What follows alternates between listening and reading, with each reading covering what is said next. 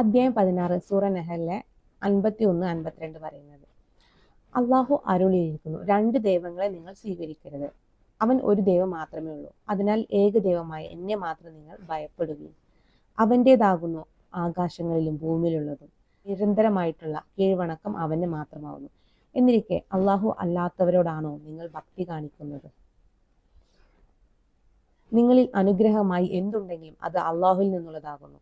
എന്നിട്ട് നിങ്ങൾക്കൊരു കഷ്ടത ബാധിച്ചാൽ അവങ്കിലേക്ക് തന്നെയാണ് നിങ്ങൾ മുറവിളി കൂട്ടി ചെല്ലുന്നത്.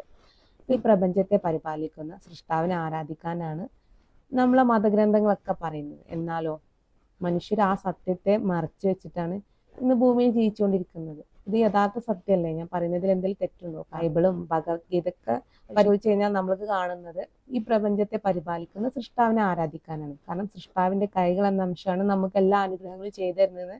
ആ മതഗ്രന്ഥങ്ങളൊക്കെ പറയുന്നുണ്ട്. ആ ദൈവത്തെ ആരാധിക്കാൻ വേണ്ടിയിട്ടാണ് ആ മതഗ്രന്ഥങ്ങളും പറയുന്നത്.